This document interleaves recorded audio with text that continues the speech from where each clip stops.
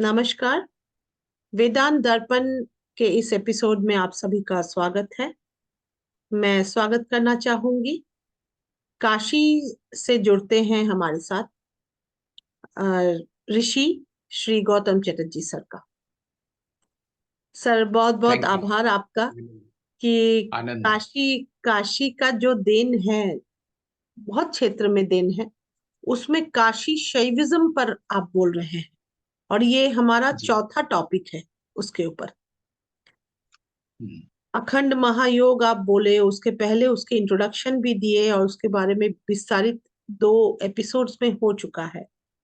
आज जानना चाहूंगी सर, जो तंत्र है वो क्या है और काशी शैविज्म में कहाँ ये आती है, why it is included also in the Kashi Shaivism. Kashi तो है ही साधना की जगह जहाँ पे आ, शिव शक्ति, फिर और तंत्र।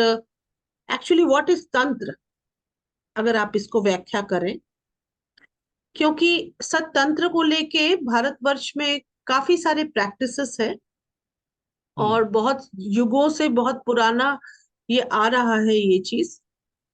और इसकी जो इलेक्ट्रीफाइंग, और मैं बोलूंगी कि इसकी जो मैं इलेक्ट्रीफाइंग ही बोलूंगी, ये अंग्रेजी मुझे याद आ रहा है, जो विद्युत की तरह इसकी जो शक्ति है, द एनर्जी बिहाइंड द तंत्र और व्हाट तंत्र कैरीज, उसको कहीं कहीं गलत तरीके से भी यूज होता है, because it is after all energy. Energy अगर उसका मिसयूज हो तो वो, जैसे पावर अगर मिसयूज हो तो वो बैकफायर करती है, वो गलत उसका वो होता है।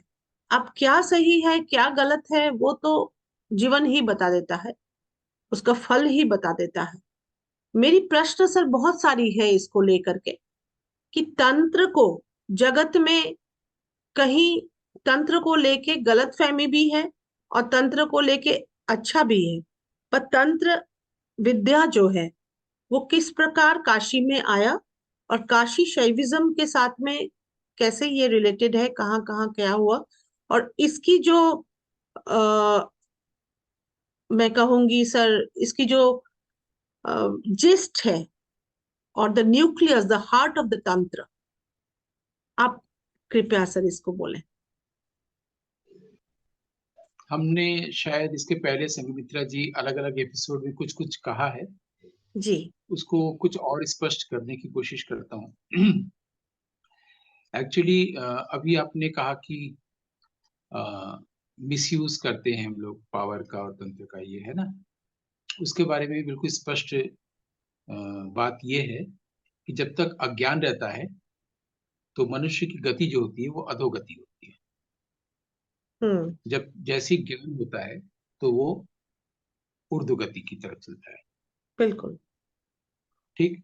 पानी जो है वो अधोगति है, आग जो है वो ऊर्ध्वगति है। इसलिए आग की बहुत ही, आग को देवता माना गया है वेद में। ठीक है। एक तो ये बात हो गई, मिसयूज कौन करता है। मिसयूज वही करता है जहां पर अज्ञान है, क्योंकि अधोगति है, अज्ञान का कैरेक्टरिस्टिक्स ही है। एक तो ये क्लियर हो गया। फिर आप बात करते समय उसमें आपने एक शब्द बोला इलेक्ट्रीफाइंग, है ना, बिजली की तरह। आपने बताया विद्युत की तरह। तो यहाँ पर मुझे अ, अभिनव गुप्त की याद आई। आचार्य अभिनव गुप्त बाद 10वीं शताब्दी के महापुरुष हुए हैं। उनको सारे कश्मीरी लोग महामहेश्वर कहते हैं, मानते हैं। उनको ही सुबह उठ के सारे कश्मीरी पंडित जो हैं वो शिव की स्तुति नहीं करते, भगवान को नहीं याद करते। वो अभिनव गुप्त को लेकर के जो उनके पास प्रार्थना मंत्र है उसको बोलते हैं सारे कश्मीरी, चाहे वो दिल्ली में रहते हो चाहे कश्मीर में रहते हो। यानी उनको शिव स्वरूप ही वो लोग देखते हैं। और अभिनव गुप्त ने जो जितनी भी उन्होंने ग्रंथ लिखे हैं उसमें शुरू में एक प्रार्थना सब में कॉमन है। वो है कि नौमी देवीम शरीरस्थाम नृत्यो बहिर्वा कृते है। नौमी, मैं नमन करता हूँ, नौमी देवीम शरीरस्थाम नृत्यो भैरवा कृते प्रावीण्य मेघ घन व्योम विद्युल लेखा विलासी। अब मैं उस शक्ति को प्रणाम करता हूँ, इसका हिंदी में यह है। ये उनके सारे ग्रंथ का पहला, पहली कार्य से पहले तो वो अपने माता पिता को प्रणाम करते हैं, फिर ये बोलते हैं। वहां पर भैरव भैरवी है, वहां शिव और शक्ति नहीं है कश्मीर में टर्म्स में। तो वो कह रहे मैं ऐसी शक्ति को प्रणाम करता हूँ जो कैसी है, क्योंकि वो पॉलीमैथ थे, वो आर्ट और एस्थेटिक्स के भी आदमी थे, नाट्यशास्त्र की कमेंट्री की, ध्वन्यालोक कमेंट्री की। अब देखिए वो भैरव और भैरवी को जो प्रणाम कर रहे हैं उसको कितना पोएटिकली कर रहे हैं, लिरिकली कर रहे हैं। मैं ऐसी शक्ति को प्रणाम करता हूँ, नमन करता हूँ, नौमी देवी, जो कैसी है, जैसे आषाढ़ में बिल्कुल बादल बिल्कुल नीचे तक आ जाता है, घटाटोप जिसको कहते हैं, बस अब बारिश होने ही वाली है, और उसमें अचानक बिजली कौंधती है, तो कि कैसा दिखता है। हम्म। बिजली कौंधती है तो बिजली दिखी, वो आंख कैसे देखता है, मानव आंखें, आप सोच सकती हैं। तो जी। उस विद्युत लेखा कहा गया है। उल्लेख का मतलब होता है उन्मेष, यानी कौंधना, यानी कि अचानक से कोई चीज फ्लैश फोर्थ होना, जी। वो शक्ति है उनके लिए। शक्ति कैसे दिखती है वो बताते हैं, आत्मा कैसा दिखता है वो बताते हैं। आत्मा, उन्होंने तंत्र सार जो किताब है उसमें शुरू में ही है, आत्मा प्रकाशो पुरेश। आत्मा कैसा है, प्रकाश का विग्रह है। अब विग्रह गणेश का, शिव का, राम का, कृष्ण का विग्रह हम लोग जानते हैं, मूर्ति, इडोल। वो कह रहे हैं आत्मा का इडोल कैसा है, प्रकाश। प्रकाश का अगर विग्रह बनाया जाए तो जो होगा वो आत्मा है। जाहिर है कि प्रकाश अनंत है तो आत्मा अनंत है ना, लेकिन वो कल्पना में, वो जस्ट लिरिकली कह रहे हैं। हम्म। तो शक्ति कैसी है, भैरव की भैरवी कैसी है, जो एकदम जीवन में जब बहुत दुख, बहुत अंधेरा आ जाता है और उसमें अचानक से लाइट की तरह कौंधती है, लाइटनिंग होती है। आपने जो इलेक्ट्रीफाइंग बोला, उसमें भी संस्कृत में विद्युती है, विद्युल लेखा, जी। जी। उल्लेख, उन्मेष, ये सब टेक्निकल टर्म्स भी है कश्मीरी सर्विज्म के। उन्मेष, निमेष, उल्लेख, विद्युल लेखा। नौमी देवी शरीर स्थान तो भैरवाकृते है, प्रावीण मेघ घने व्योम, मेघ प्रावीण मेघ घने व्योम विद्युल लेखा विलासिनी। घन व्योम, आकाश में जब घटाटूप बादल है उसमें वो जब बिजली की तरह कौनती है, ऐसी शक्ति को प्रणाम करते हैं। अब शक्ति कहाँ रहती है, नौमी देवी शरीर स्थान नृत्य तो भैरवाकृते, भैरव के नृत्यरत देह में शक्ति रहती है। मैंने वो उपनिषद के शिव से अपने शैव दर्शन के शिव को फर्क बता रहे हैं। वो जी। कह रहे हैं शिव जो है वो बिल्कुल शांत, साक्षी नहीं है, नृत्यरत है। हम्म। अब देखिए तांडव, नटराज सब आ रहा है, अर्धनारीश्वर, हम्म। तांडव आ रहा है, आनंद भैरव आ रहा है, नटराज आ रहा है, वो डांसिंग फॉर्म ऑफ शिवा। हम्म। मतलब शिव के कारण ही ये पूरा विश्व, उन्हीं का ग्रैंड्योर है। जो कुछ भी एक्टिविटी मूवमेंट चल रही है वो भैरव के कारण ही चल रही है। बिल्कुल दिस सही। Is the cosmic dance of Shiva या cosmic cosmic dance of dance. Bhairav. Bhairav. तो करेक्ट। जो डांसिंग फॉर्म ऑफ भैरव है, उसमें जो शक्ति है वो भैरवी है। मैं ऐसी भैरवी, ऐसे भैरव को प्रणाम करता हूँ, ये उनकी उनकी प्रार्थना है। ठीक है, कितनी सुंदर बात है, इसमें कितनी बातें क्लियर हो गई। हम्म। और वो इसी शक्ति को प्रतिभा भी कहते हैं, जो हमारे साहित्य के, भारतीय काव्य शास्त्र के मनीषियों ने भी उसको स्वीकार किया है, अभिनव गुप्त ने भी कहा है, उसको प्रतिभा भी कहा गया। प्रतिभा आते ही आर्ट और एस्थेटिक्स की दुनिया में हम चले जाते हैं। ठीक है, अब जो है, अब आते हैं कि तंत्र। तंत्र शब्द हमने बताया, तंत्र का सही मतलब नहीं जानने के कारण उसका दुष्प्रचार हुआ, हम्म। उसका जो है दुरुपयोग हुआ, और दुष्परिणाम सामने आया। इसलिए आज तंत्र और तांत्रिक से लोग बहुत दूर हैं। ठीक है, अब इसमें हम दो बातें करना चाहेंगे। पहली बात है कि अभिनव गुप्त की जब बात चली तो वहीं से शुरू करें, वैदिक समय से लेकर के अभिनव गुप्त तक। ठीक है, तंत्र को लेकर जितनी भी दृष्टियां हैं, जितनी भी फिलोसॉफीज हैं, उन सबको उन्होंने एक जगह किया, अभिनव गुप्त ने, और उसका नाम लिखा लाइट ऑन तंत्रा या तंत्रालोक। ठीक, उसको उन्होंने 6 वॉल्यूम्स में लिखा, संस्कृत में 37 चैप्टर्स हैं उसमें, और वो 10वीं शताब्दी में रचा गया। ये उनका प्रतिनिधि ग्रंथ है, रिप्रेजेंटेटिव बुक है, और मैग्नम ओपस है, मतलब आकर ग्रंथ है। तो पिछले, जब से ये पाया गया, इसके बारे में जाना गया, कैसे जाना गया, वो ऐसे जाना गया कि पंडित ईश्वर चंद्र विद्यासागर, जिनके बारे में भी एक अब दुष्प्रचार ही कहेंगे, या अजीब प्रचार कहेंगे। सती प्रथा, विधवा विवाह प्रथा और बाल विवाह प्रथा, इसके अलावा उनको दिखाई नहीं जाता है वो कुछ क्या थे। मतलब वो जो संस्कृत के स्कॉलर थे, उन्होंने कुछ पढ़ाई लिखाई भी की होगी, उनका उधर भी कुछ कंट्रीब्यूशन है, इस पर किसी ने 200 साल में बात ही नहीं की। सब लोग वही दोहराते हैं आज भी, जिसका कोई रेलिवेंसी नहीं रह गया है। सती प्रथा आज नहीं है, कौन विधवा हुई, कौन बाल विवाह कहाँ हुआ, ऐसा कोई मतलब नहीं है। लेकिन विद्यासागर मतलब ये कर देते हैं, तो ये इसको क्लीशे कहते हैं, रूढ़ करते हैं, या इसको अज्ञानता कहते हैं। विद्यासागर महाशय विद्वान थे, संस्कृत के अध्यापक थे संस्कृत कॉलेज में। उनका बहुत विशाल कंट्रीब्यूशन है उस साइड पे। खाली उन्होंने बांग्ला का वर्णमाला नहीं तैयार किया है या कुछ सहज पाठ नहीं तैयार किया, ये सब तो बच्चों के लिए है ना। लेकिन उन्हें विद्वता वाले जो काम, स्कॉलिस्टिक वर्क्स जो है, वो उस पर अभी कोई काम ही नहीं हुआ है। जैसे कबीर के असल काम पे कोई काम ही नहीं हुआ है। तो विद्यासागर महाशय को एक ग्रंथ मिला था, और वो मुगलों का, जब हमारे यहाँ मुसलमानों का जब आक्रमण हुआ, इन्वेशन जब हो रहा था, तो हमने कहा था कि सिद्धांत शैव दर्शन के एक माधवाचार्य हुए, जिसको हम मध्वा बोलते हैं। उन्होंने क्या किया था, जो इतने इंडियन फिलोसफीज हैं, उसका जो क्रक्स है, उसको एक जगह करके पत्ते पर लिख करके कुछ खंड, कई वॉल्यूम्स बना के उसका उन्हें ऐसी जगहों पर छुपा दिया था जो इनको न मिल सके। क्योंकि सिल्क रूट से हमारे यहाँ आते थे, रेलवे वगैरह था नहीं, तो नेपाल में, कश्मीर में, तमाम जगहों पर कर दिया था। उसका ग्रंथ का नाम है सर्वदर्शन संग्रह। ये उन्होंने किया था माधवाचार्य ने।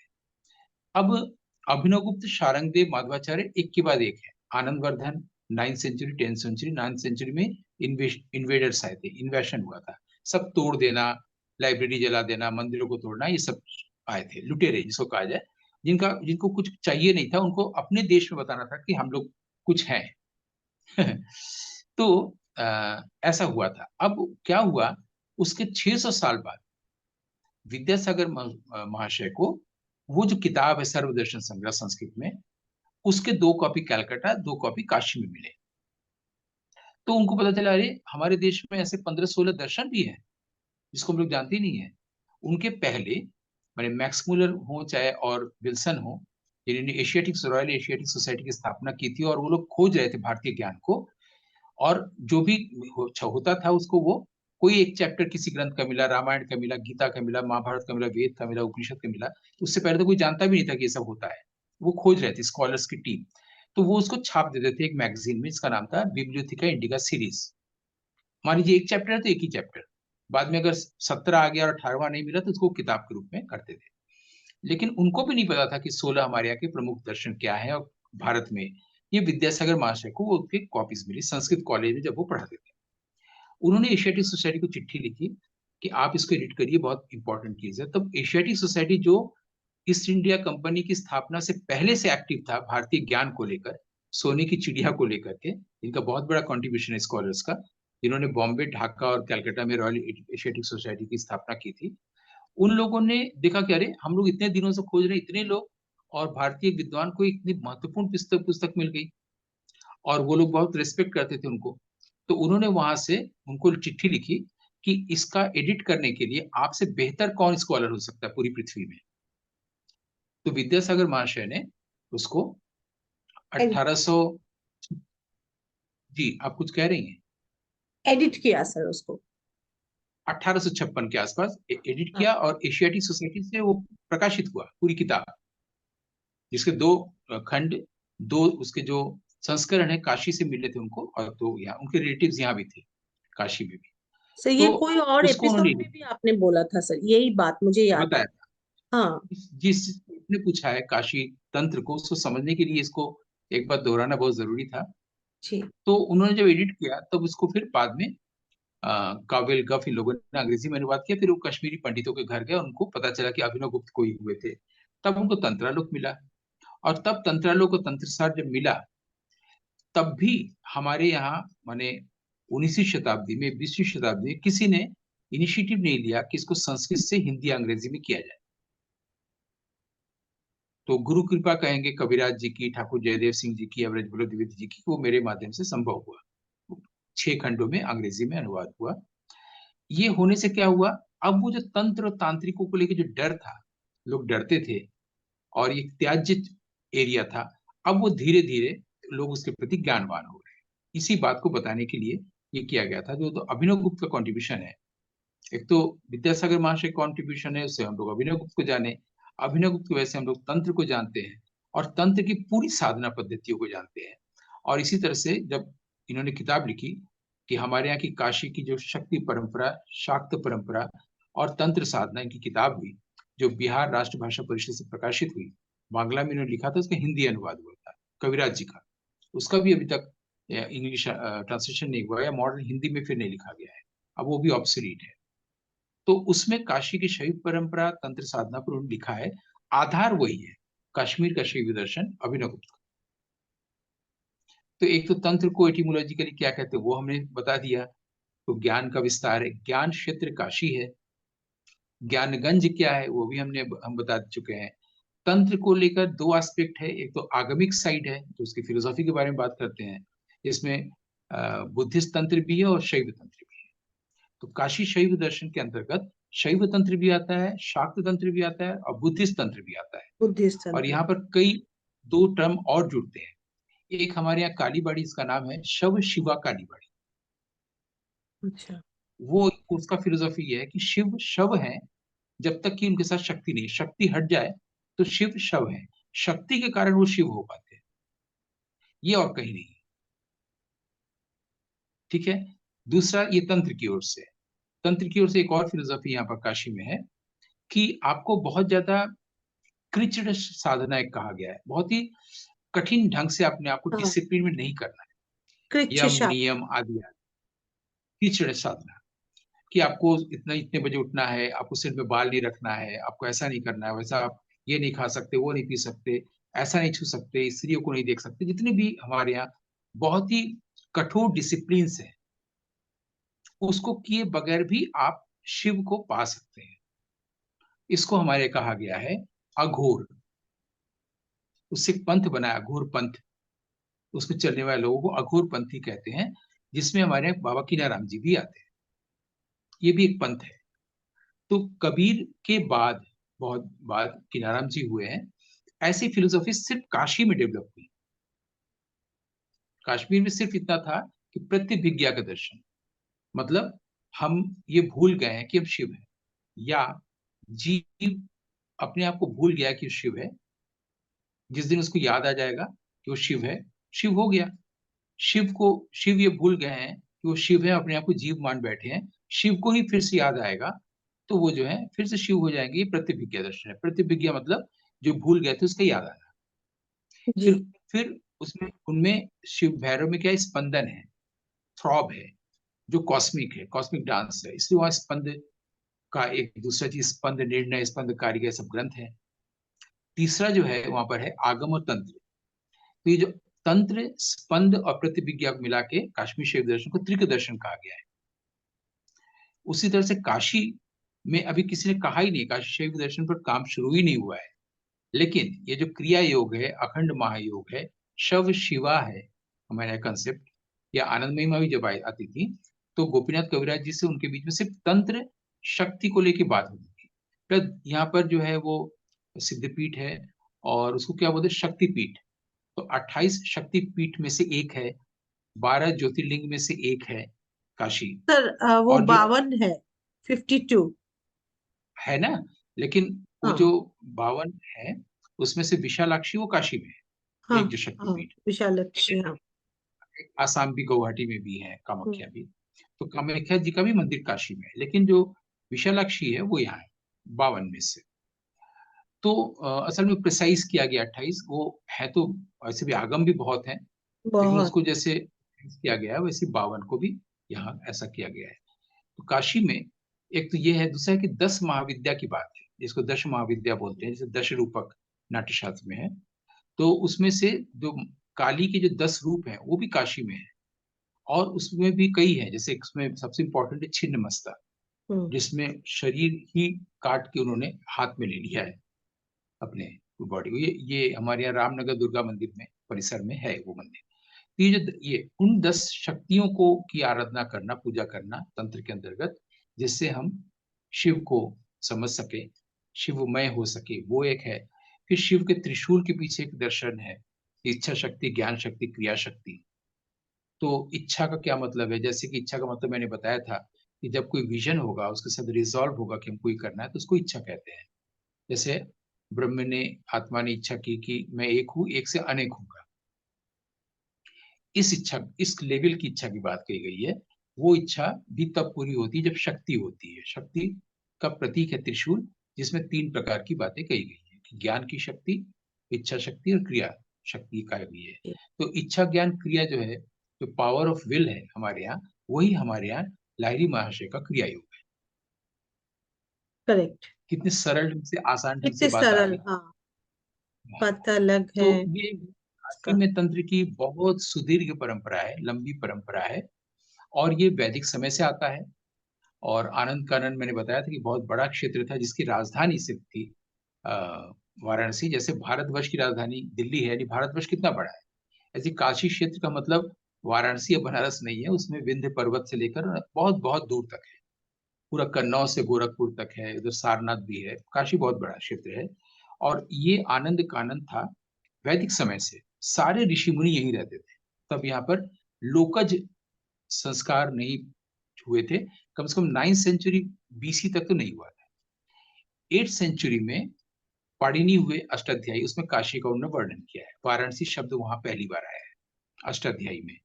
ऐसे ही ऐत्रेय उपनिषद की हमने पिछले कुछ एपिसोड पहले बात की थी, वो 8वीं शताब्दी में रचा गया है। 8वीं शताब्दी में शुल्क सूत्र मिलते हैं हमारे मैथमेटिक्स के, जो इस पर हमने काम किया है। तो 8वीं शताब्दी में काशी वाराणसी मिलता है। 8वीं से पहले यानी 9वीं शताब्दी तक ये आनंद कानन था। और ये लिख भी रहे पाणिनि कि पॉलिटिकल कारणों से काशी का जो अपना सेपरेट काशी की आइडेंटिटी थी वो खो गई और मगध रूल करने लगा। ये हम्म। पाणिनि लिख रहे हैं। ये हमें कहाँ से पता चला? अष्टाध्यायी तुम्हें तो है ही है। इसको बहुत अच्छे ढंग से क्लियर किया है वासुदेव शरण अग्रवाल जी ने। वासुदेव शरण अग्रवाल जी जो थे वो पीएचडी गाइड थे कपिला साइन जी के। वैसे ही एल बैशम है, जो पीएचडी गाइड थे रोमिला थापर जी के। ऐसे एक और व्यक्ति हुए फर्ग्यूसन। इन विद्वानों के आलोक में ये सब बातें हम कह पा रहे हैं। तो वासुदेव शरण अग्रवाल जी ने बहुत अच्छा काम किया है हमारे कॉस्मोगोनी पर, वैदिक चीजों को लेकर उनकी किताब है। वासुदेव शरण अग्रवाल जी की एक कल्प वृक्ष भी उनकी बहुत अच्छी किताब है। ये सब हिंदी में इतना रोचक, हिंदी इतनी रोचक कि पढ़ना चाहिए। तो और नासदीय सूक्त उसको कहा जाता है, जिसमें कॉस्मोलॉजी पर बात है वेद में, उस पर उनका काम है वासुदेव शरण अग्रवाल जी का। यहाँ पर Indian art history culture department में थे वो, बीएचयू में। तो अष्टाध्यायी में काशी वाराणसी बात मिलती है। वहां से लेकर के कविराज जी तक आते आते हमको पूरी तंत्र साधना की सारी प्रवृत्तियां और सारी प्रविधियां मिल जाती हैं। और उसी में हमको बुद्धिस्ट तंत्र के बारे में भी पता चलता है कि उसमें तंत्र की व्यवस्था कैसे है, वहां तंत्र की साधना कैसे करते हैं। अभिनव गुप्त ने क्या किया है कि तंत्रालोक में जितने प्रकार के तंत्र हो सकते हैं, कई तंत्र है ना, नेत्र तंत्र है, रुद्र यामल तंत्र है, असंख्य तंत्र भी है ना। जैसे 108 उपनिषद है, वैसे हम्म। हमारे यहाँ तो उसको 28 शैव आगम वैसे। में बांटा गया है। तो उस जितने भी शैव आगम के ग्रंथ है, जितने भी तंत्र के की बातें हैं वेद के समय से, उनके समय तक तो ज्यादा ग्रंथ भी नहीं थे, सबको उन्होंने एक जगह कंपाइल किया। उसका नाम है तंत्रालोक, लाइट ऑन तंत्रा। वो ये वैसे ही है जैसे सद्योजात नामक एक योगी ने इनकी रचना की थी, योग सूत्रों की, जिसको एक जगह कंपाइल किया था पतंजलि ने, और उसकी व्याख्या की थी। पतंजलि के वो सूत्र नहीं है, उन्होंने खाली कंपाइल किया था। ऐसी ध्वन्या लोक जो है वो आनंदवर्धन का अपना ग्रंथ नहीं है, उन्हें एक जगह इकट्ठा किया था। वैसे भरत मुनि ने नट सूत्रों को एक जगह इकट्ठा किया था। ऐसे भी जानना चाहिए हम लोगों को। तो अभिनव गुप्त ने तंत्र के सारी परंपराओं को एक जगह इकट्ठा किया था, जितने प्रकार के द्वैत, अद्वैत, है ना, जी। विशिष्टाद्वैत, विशेषाद्वैत भी वल्लभाचार्य जी का, और सब जितने हैं सब एक जगह। उसमें काशी में जो तंत्र की परंपरा थी वो भी सीधे हम लोग को मिलती है, जो पाणिनि के पहले से भी थी आनंद कानन में। पाणिनि यानी कि काशी यानी कि वाराणसी में भी थी। और कविराज जी में आते आते कविराज जी ने एक किताब में पूरे पिछले सारे योगियों का नाम भी लिस्ट में दे दिया है। उसको हम लोग समझ सकते हैं। अब उसके और गहराई में जाना हो तो आप बताइए, और बुद्धिस्ट तंत्र की भी बात कर सकते हैं, लेकिन ये गहरे और गहरे और गहरे उतरना ही होगा।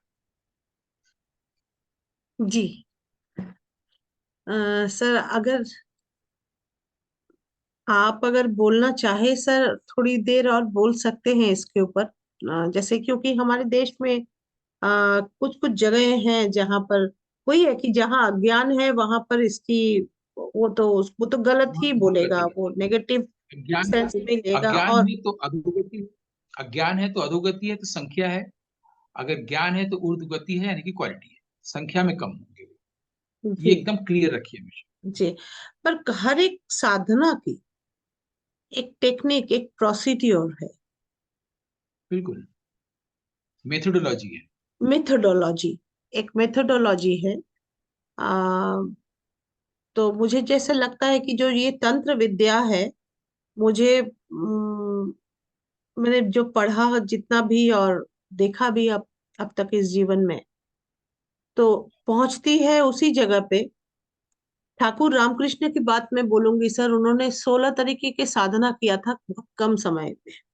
उन्होंने सब करके बता दिया था कि मैंने तो कर कर लिया है, और वो वही माँ तक पहुंचती है, वही ब्रह्म तक ही पहुंचती है। अब आप सभी हम्म, को इतना कुछ करने की आवश्यकता नहीं है इसकी। आप सीधे जीवन यापन करें और कलयुग में भक्ति में रहें, प्रेम में रहें, बिल्कुल। तो आप पहुंच सकते हैं सरल जीवन करके। इसकी कोई आवश्यकता नहीं कि इतनी सारी उपाचार करके करने की आवश्यकता। अब जिनमें क्यूरिसिटी है या जिनमें विश्वास कम है, या वो उनकी मानसिक स्तर है कि वो करते होंगे या कुछ भी है। पर ठाकुर ने बड़ा सरल कर दिया था इस चीज को, कि अननेसेसरी हम पीछे की दरवाजे से क्यों जाए, जब कि हमारे पास बैठक खाना है, एकदम हम एकदम सीधे ड्राइंग रूम में डायरेक्टली पहुंच जाए, स्ट्रेट एग्जैक्टली। देख जाए। इसको, इसमें एक थोड़ी सी बात हम जोड़ना चाहेंगे। अभी इलाहाबाद में एक यूनिवर्सिटी में कॉन्फ्रेंस हुआ जिसमें हमको बुला गया था पंचम वेद को लेकर। मेरे से पहले एक विदुषी ने बहुत अच्छे ढंग से रिसर्च की बात वैदिक संगीत पर की, वेद के समय की। उनका बहुत प्रभावशाली हुआ। फिर मैं जब गया तो मैंने सिर्फ इतना ही कहा कि जित रिसर्च पर बात हो, वो कॉन्फ्रेंस रिसर्च को लेकर था। तो जब भी देखिएगा कोई रिसर्च करता है, कोई किताब लिखने जाता है भारतीय संगीत पर, वो शुरुआत वेद से करता है। वेद के जी समय में संगीत जी क्या था, जी जी जी सामन जी। क्या था, वो ये गान काम गीत क्या को, था, हाँ। ये गान क्या था, अरण्य गेव सब बोलते हैं ना। बिल्कुल। तो मैंने कहा कितना पीछे जाकर जो हम हम्म। लाते हैं रिसर्च में, और ये पिछले 40-50 सालों से हो रहा है, हो रहा है। उसका लाभ क्या है। हम्म। ठीक है, वेद में संगीत का जो कुछ भी है उसको हम्म। आप ला रहे हैं कि यहाँ से शुरुआत हुई, उसका कोई लाभ नहीं है। और वेद से संगीत के बारे में जो कुछ भी काम का है, हमारे रिसर्च का है, उस पर एक रिसर्च स्कॉलर ने काम कर दिया। हम्म। वेद के आधार पर उन्होंने पंचम वेद रच दिया, उनका नाम है भरत मुनि। हम लोग उससे ज्यादा काम क्या करेंगे। वेद हाँ, में इतिहास को संगीत से दोहराना संबंधित हो बहुत जाता सारी है चीजें हैं। मतलब। तो दोहराना क्यों करें, जब हम लोग नाट्यशास्त्र से शुरू करें, पीछे बिल्कुल के बिल्कुल दरवाजे में क्यों जाए, सीधे बिल्कुल ड्राइंग रूम में है। बिल्कुल तो बिल्कुल ये बिल्कुल। जो ये भी अज्ञानता है कि हम लोग वेद में संगीत को बार बार देखने जाते हैं। वेद में संगीत को देख करके भरत मुनि हमें बता दे रहे हैं कि लोग यहाँ तक हम काम कर दिया, अब तुम्हें उसके अंदर जाने की जरूरत नहीं, पीछे पीछे के दरवाजे से मत जाओ, अब तुम सामने के दरवाजे से आ जाओ, मैंने इतना काम कर दिया। तो जो काम भरत मुनि कर गए हैं, उसको हम आप या 60-70 सालों में जो इसको स्कॉलर्स कर रहे हैं, वो क्यों कर रहे हैं। जब ये बता दिया गया है कि महाभारत और विक्रमोर्वशीय में शिव के लिए शब्द आया स्थान, तो हम हम्म। उसके आगे चलेंगे ना। जब हाँ। यजुर्वेद में आ गया श्रुति कंठ, तो हम उसके आगे चलेंगे। ये सब हमने बताया। व्याख्यान मूर्ति, दक्षिणामूर्ति आ गया, उसके आगे चलेंगे। तो जब वेद से संगीत का पूरा एसेंस लेके भरत मुनि ने पंचम वेद में लिख दिया, हम लोग उसके आगे चले। ये मैंने इलाहाबाद यूनिवर्सिटी में अभी बोला, ताकि इस तरह से भी देखा जाए। बार बार वही सब लोग शुरुआत करते हैं कि संगीत की शुरुआत वहां से हुई। संगीत की शुरुआत पंचम वेद से हुई है, वेद से नहीं हुई है। वेद का सारांश ही पंचम वेद है। जी, आप कुछ यस कह रही थी। Yes yes. एब्सोल्युटली सर, आपने एकदम बिल्कुल बिल्कुल सही कहा उसको। और यही है, यही है। मैं कुछ नहीं बोलना चाहती इस पर, और बोलना उचित भी नहीं होगा, क्योंकि यही सत्य अगर है। आगे के एपिसोड में या हाँ। व्यक्तिगत रूप से भी आप तंत्र की मेथोडोलॉजी पर बात करना चाहें कि क्या टेक्निक्स है, उस पर भी बात कभी कभी हो सकती है, बिल्कुल हो सकती है। जी अगर लोग सीखना चाहे, जानना चाहे तंत्र की चीजों को लेकर। जी। बहुत बहुत आभार सर। बहुत ही क्लियर कॉन्सेप्ट और बहुत ही क्लैरिटी से आपने इसको समझाया। और ये हम जी। लोग 4 एपिसोड ऑलरेडी कर चुके हैं काशी शैविज्म पर। बहुत हाँ। अच्छा रहा। तो अब अगले एपिसोड में फिर मिलते हैं आप लोगों से। नमस्कार। जी। धन्यवाद सर, प्रणाम। आनंद आनंद।